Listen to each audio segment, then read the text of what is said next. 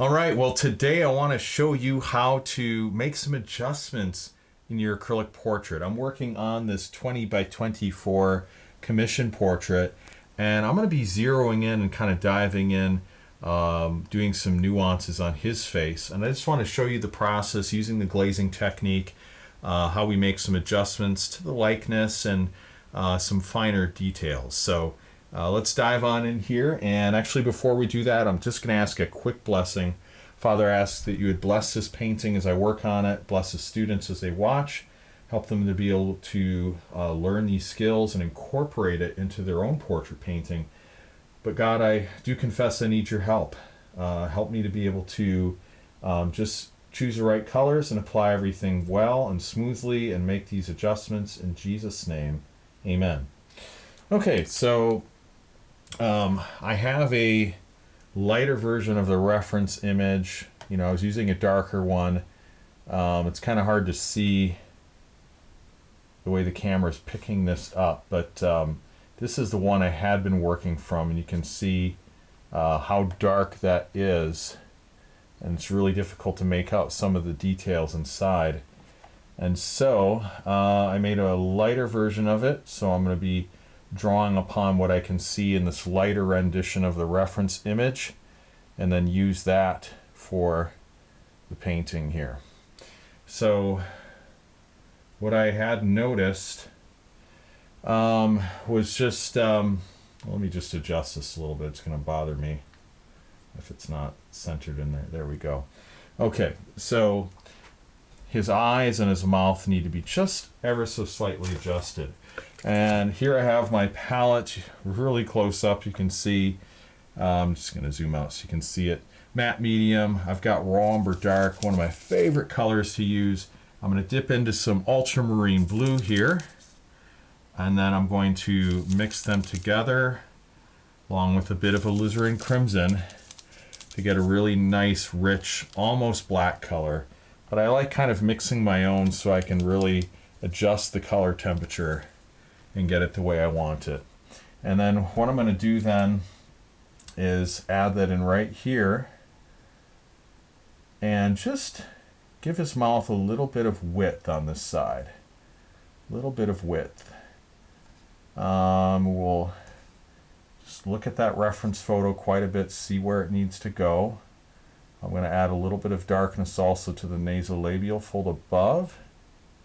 I think this can kind of blend out. Now, one of my favorite tips and techniques for blending out is to take what's on your brush currently, dip it into some clear matte medium, and dilute that glaze. All right, so we're going to be making it more translucent. Now, if you just want to actually see what this looks like, here's the glaze, by the way, full strength. Okay, so it's nearly all the way opaque. I mean, well, maybe it's about 50 to 70% opaque right there. And then here it is with the dilution. Okay, and you can see it's quite a bit lighter now. It's maybe only about 20% strength there. And so that's really how we do it. And with that, then you can blend out. So when you're looking up close, you can really see. Let's just zoom in even further. You can really see how that blends in. See, we use that lighter glaze, and you can even dab it a little bit. And it's just a fantastic way to make these adjustments and really nuance it in. Really get some precise shading, and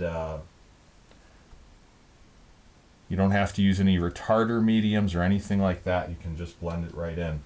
Now, if you're curious, I do have a guide you can download, and it's called Fix Muddy Skin Tones in Your Acrylic Portrait.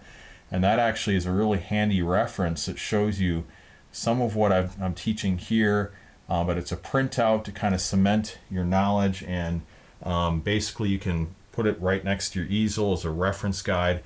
Shows you how to correct muddy skin tones, how to fix blotchiness, which is something a lot of artists struggle with. But go ahead and get that download. You'll see it in the top comment here or in the description of the video. And it's called Fix Muddy Skin Tones in Your Acrylic Portrait. It's just a downloadable PDF guide. My gift to you, just to say thank you for watching this channel. So go ahead and download that, and that'll definitely help you out. Okay, let's continue on here. So I really want to make sure I've got this shape correct, and I am just like, just dabbing the surface of this canvas and really being picky with where this glaze goes and what it's doing.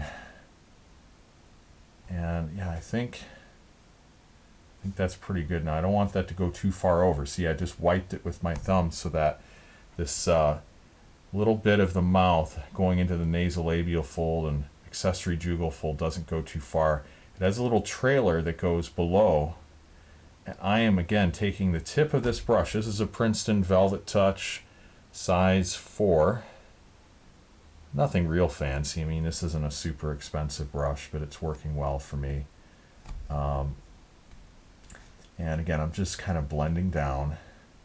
And then I see we need a little more sharpness on this nasolabial fold right here. So we're going to just add that in and then dab the surface with your finger just to soften the glaze up. This is how you can really develop these super smooth shading techniques. All right, so I don't know, I might change the title of this video to, how to do blending in small detail areas. Sometimes I have a topic of the video, but then the process as I'm painting kind of shifts things a little bit, and I realize maybe the video is about something entirely different, or maybe not entirely different, but just, not quite the topic I had picked when I started shooting the video. So anyway, I think this will be beneficial for you either way. We are making some adjustments, but I'm really showing you how to get these nice areas of shading. Now let's warm up the glaze a little bit. Let's add a little bit of alizarin crimson. Nice rich red color. All right, let's show that. And then we just add it to this glaze. Set it off to the side. We don't mix it into the whole thing. Just kind of mix it into the side. And then that warmth really helps because I notice up here as we get into the top of the nasolabial fold, the color is just a little warmer. And we need that. We need that red in there to get it to really work with the cheek. See, so we just added a little glaze right there, and it's maybe about 50% opaque. Now, I'm studying the reference photo, studying the painting, and just seeing, while I have this paint on my brush, where else can I employ it? I always like to make use of what I have on my brush or on my palette at any given time. And so I'm always trying to work the painting equally. I think, yeah, we can add a few spots right in here. So now we're adding shading within the shading. And this is where it gets really fun because you already have a good foundation, but you can just enhance a few areas, make them even richer. Now, we want to do a little bit of work on his eyes, or I should say I wanted to do a little bit of work on his eyes. The client hasn't seen this yet, so it's not based on any feedback I got from the client that I have to make changes. I just noticed that the eyes need to be slightly adjusted. We need to shift them over to the left just a bit. I'm adding some visual weight, moving the iris over further to the left. And again, that's based on what I can see here in the reference photo. I don't know if you can see that. It's too close to focus, maybe. Let's see, can you see it now? Is it going to focus? Well, right in here. The iris needs to be moved over a little to the left. It's a little hard for me to move the camera. It's kind of spring-loaded as I try to shift it back to the left side, so I have to physically hold it. So I apologize if it's moving a little bit when I show you the reference photo. But anyway, we're going to do that and then add a little visual weight to the tear duct. And that's an important and oft neglected area on a portrait. I see many artists neglect that area, so we don't want to neglect the visual weight here of the tear duct. Now on the other side, in the reference photo, I can almost see like a little bit of a reflection on the eye. And I don't know if I should put that in or not, because it looks a little strange actually. It's almost like a visual anomaly that shouldn't be there. But back to this eye on the right, we should have a little bit of shading right here. So I'm going to add that in. Just right there on his eye, and then let that flow into this crease. We got the crow's feet wrinkles here. We want to make sure we get them articulated. Okay. That's good.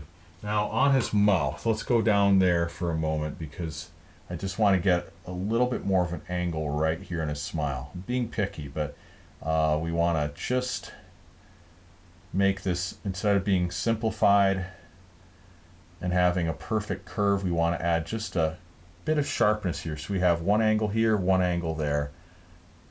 It's still kind of rounded, but we have just a slight point on that side. And then this part of the mouth here should connect a bit more with this nasolabial fold right there. Right, so just some little tiny nuances that are fun. And they might not seem like a lot, you know, but they add quite a bit to the portrait and really help to dial in the likeness. I'm just adding a little shading here under the nose. It all makes a difference. It all adds up.